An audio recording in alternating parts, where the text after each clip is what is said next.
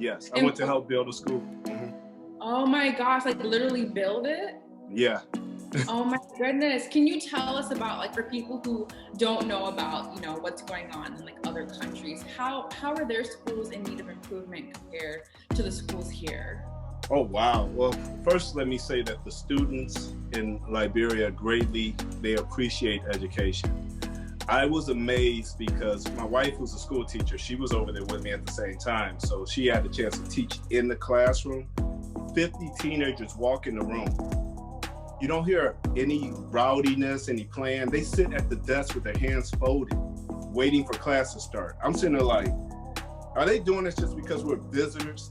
And the principal was like, no, this is how they look at education. They say a doctor is esteemed just as high, a teacher is just esteemed just as high as a doctor over there. So it's amazing to be in that experience because poverty is very poverty stricken. When we were over there, they were just recovering from a civil war, and there was no running water, no electricity. Yeah, and you're talking about learning how to live without some of the amenities and stuff we have over here. And the simple things of life really matter to them, and that helped me to see what really matters.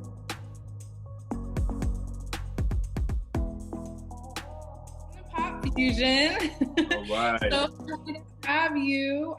As you know, we're a platform that fuses celebrities who are using their platforms for social good, and you are the perfect person who's doing that. So first and foremost, I want to know, how have you been doing during quarantine? I'm actually, initially I wasn't doing too well, but I went back and just started evaluating some of the good things that can happen during quarantine. Like most of us are used to just getting up and running out the house and just running crazy all day. I was finally able to slow down. And so it enabled me to evaluate some of my other gifts. That's when I started a podcast. That's when I started writing more and just, really working on my craft even more. So I haven't had this much time to slow down, man, since like spring break or summer break in college. So this feels kind of nice.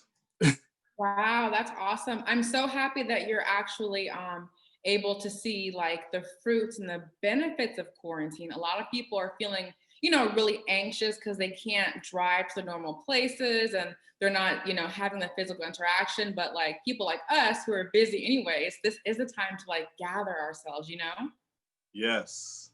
And I'm taking advantage of it, You Yeah. got to be in the moment. You have to be in the moment. And that's one thing I've learned. Yeah, that's super awesome. Well, congrats on all of the success you've had in the acting industry. I know that you're currently filming in, correct me if I'm wrong, Survival, right? Well, Survival wrapped back in January, so that will be coming out soon. That's starring actress Elise Neal. Yeah. Yeah, so I'm pretty excited about being a part of that cast. I play a police officer, and the plot is that someone actually kidnaps Elise Neal, her character, and she, works her way out. She uses this right here to get herself out of the little jam. So it's pretty cool. Amazing. And so for people who don't know, of course, with the acting industry and behind the scenes, so thank you for giving us the inside scoop with that happening. How has it been auditioning? Are you still going to castings in person? Or are we doing nothing but virtual auditions? Tell us about it. All virtual. And I've had some very, very sweet ones for network TV. But casting, they're not allowing anyone to come to the offices right now. They're being very responsible. So in a way, it's kind of cool because you can make sure you get the take that you actually want casting to see. And so if you want to do 50 takes, do 50 takes. Nobody's going to say that's enough. So in a way, there's an advantage to doing self-tapes because if you can let your personality be seen on video, it gives you an upper hand. So I like it. Yeah, that's actually a really great point that you're saying because when you're in that audition room, it's like you get in there and then that's that. But now it's like you have the chance to kind of just do it over, evaluate your own performance, and then send in the best taping that you've got. And it's kind of funny because my son, he's my reader, but he's also an actor too. So I'll read for him.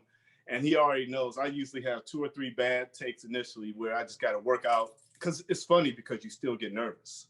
Yeah, yeah. It's weird. You still get nervous. You're like, oh man, it's just me and my son, but you still want to put on the best performance. So you got to work all that out. So I got some techniques from my acting coach who, Doug Warhit. I love that dude out there. He helped me come up with some good techniques to really loosen up before I do my auditions. Oh, that's such a blessing. I'm so happy that you have like a great team just overall who's helping you guide and have a successful acting career. It's so funny that you said you still feel kind of like that mental pressure, you know? It's like, even though you're not in front of people, it's your son who you love and adore and you know you're comfortable with, but I'm still like so nervous right now because I know it's at stake. Yes. Yes, especially when it's some of those nice network TV shows. You're like, oh, man, if I book this could turn into like something nice, really nice. Yeah, definitely. Oh my God, I love it. I love all that you're doing, you know, with acting and, you know, you're a family guy and you're booked and busy during quarantine safe. So recently I saw on social media that you have an ambassadorship with a sports academy. I read that you're, you know, fighting against racism and just using your platform to speak out about the things that really matter. Can you tell us about it? Of course. It was a major honor for me. The school in Monrovia, Liberia, awarded me their ambassador award. And they based it upon my character and how I represent myself to the world. And that, you know, they've seen me, I've met them because I've been over to Liberia to help build a school. So I had a relationship with the school over here. And I was blown away because the person who wanted to award me as the ambassador, I met him 13 years ago, and he was much younger. And now he's a councilman over in Liberia. He's the head soccer coach at the school. He's just running everything over there. And I'm just so proud of what he's become. So it blew me away that he still saw that in me after all these years. So I was a little emotional the other day. I just talked to him earlier today. So it was amazing. Wow, that's really cool. So you were working with the schools over there? Yes, I went to help build a school. Mm-hmm. Oh my gosh, like literally build it? Yeah. Oh my goodness. Can you tell us about, like, for people who don't know about, you know, what's going on in like other countries, how are their schools in need of improvement compared to the schools here? Oh, wow. Well, first, let me say that the students in Liberia they appreciate education. I was amazed because my wife, who's a school teacher, she was over there with me at the same time. So she had the chance to teach in the classroom. 50 teenagers walk in the room. You don't hear any rowdiness, any playing. They sit at the desk with their hands folded, waiting for class to start. I'm sitting there like, are they doing this just because we're visitors? You know, and the principal was like, no, this is how they look at education. They say a doctor is esteemed just as high, a teacher is just esteemed just as high as a doctor over there. So it's amazing to be in that experience because poverty is very poverty stricken. When we were over there, they were just recovering from a civil war, and there was no running water, no electricity. Yeah. Yeah, and you're talking about learning how to live without some of the amenities and stuff we have over here. And the simple things of life really matter to them. And that helped me to see what really matters. And that's like relationships like the one we built and other people that I value relationships. To me, that's more powerful than money, relationships. Yeah, that's so true. And I love how you even started out with the fact that you're saying the students, they value education. You know, a lot of people take education for granted, even free education. Like we take it for granted. We start class and we're like, oh, you know, like we're on our phones, we're just like taking deep breaths, and they're sitting there with a posture of respect, and like, that's such a humbling experience. They were raising their hands. I'm sitting there like, what is happening here? Right. I thought I was getting punked. I was like, no way. Where's the camera team at? They're gonna come out. No way they're this well behaved in class. 50 teenagers walk in the room, and it was pretty impressive. It really was. Wow, that's awesome. So how can we support that ambassadorship, and how can we support education in Liberia? Well, one, you can talk about, like, you can share more about what they're doing over there. Like, I can make sure that I can send you links to what their activities are. Just bring about more awareness of what's happening over there, because it's a beautiful group of people over there. And I'm telling you, you will fall in love with them. You really would. So that's the main way. It's really like just spreading the word. Word of mouth is so powerful, because we never know who's going to come across it and say, hey, you know what? I'm just going to go ahead and just pay for whatever they need from this point on, or whatever. And I have a desire to build a school over there after being over there. So as my platform grows, I want to do it in the United States as well. But I also, Liberia, Ghana, we spent time in Accra as well. And I fell in love with those two parts of Africa. Yeah, yeah. Oh, I love that. All the feels, good vibes right here. Yes, yes, yes. Yeah. So as you know, continue your acting career, you know, you're using your platform to give back and you're booking great projects. What's next for you? Like, what's the next goal going into 2021, which is like 2 months away? Well, you know what? My goal is to be on network TV as a series regular. So that goal has not changed all year. I still believe I'm going to be on a network TV show before the year is out. So that goal is still there. And I have a potential offer for a feature, a supporting role in a feature film. Just waiting on, you know, my management and agent to finish negotiating with the producers. So that the NDA, I'm not at liberty to talk about that, but it could be a nice lift for my career as well. So I'm very excited, and I've stayed the course. I've stayed the course no matter what. And it's hard sometimes. It's very hard. Yeah. But staying the course, are you a man of faith or a man of law of attraction, or what, you know, what kind of keeps you grounded and keeps you going every day, even if you can't see it like physically, you know? I tell you, faith is hearing the inaudible, touching the intangible, seeing the invisible, and getting up and acting as though it's possible. So I am a man of faith.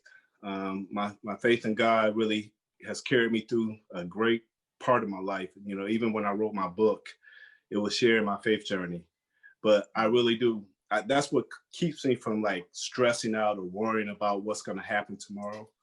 I just stay present, you know, right now, because I know that if I've gone this far in my career, as long as I stay faithful, I train to do what I need to do, God will open up the right doors that I need to walk through. Amen to that. And does your book talk about your journey? Yeah, it's not an autobiography, but it's like a pre-autobiography. It's entitled Shattered, A Journey Through the Pieces. And I talk about, I actually had a bout with mental illness about 8 years ago from a major business failure. And I share with people of how they can get through that. Because at one point I was ashamed to talk about that, but I know now that that's the best thing you can do, is share with other people so they can know they can make it through as well. Oh, absolutely. I mean, I think that we, you know, as individuals, like, we're like mentally lied to, that we have to not share our journey and our struggles. We have to make everything look so perfect. But the journey and the struggle is what is going to help us have like an audience who can really relate to us. And with sharing your journey, like, you're helping people. Isn't that the whole point of our existence, is to help others? That's how I look at it. You know, Francesca, I'm just like, my whole mantra is leave on E. I want to leave this world completely empty of every God-given gift I have. I'm not going to make the cemetery rich with everything that God put me in to do, to leave on this earth. I want to make people's lives better. So one day people, when they think about me, they'll think about how I touch their lives. People oftentimes forget what you give to them in a material way, but they never forget what you do for them in a spiritual way. Oh, that's really profound, which is probably why you value relationships more than money. Yes. Yeah, that definitely. Now, I like to make some money, though. Don't get me wrong. Oh, absolutely. Don't get me wrong. You know, you still got to pay bills, and you know, still some stuff. Yeah. But no, I hear you.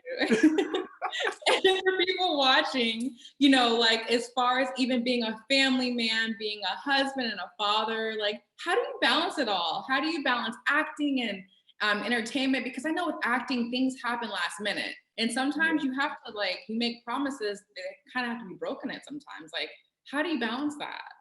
Well, you know what? What I chose to do is I tabled my full-time acting aspirations to a later point in my life. I got married young right out of college. After I graduated college a year later, I got married. I started pursuing full-time acting back in Cleveland, Ohio, but then my daughter came along. So we're like, oh, okay. So I'm the type of dude where I don't want to miss a minute of my kid's life. And then my son came along. They're 15 months apart. I was just like, you know what? I'll table this acting.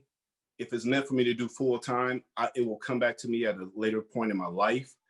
And I prioritized my family at that point. And it came back to me very well because my son and daughter saw how I prioritized them when they were younger. So my wife, son, and daughter were just like, no, go for it now. You've prioritized us. It's your turn. So that's a lesson I can tell everybody. If you take care of your responsibilities, what's meant for you to happen and meant to happen in your life is going to come back at the right time.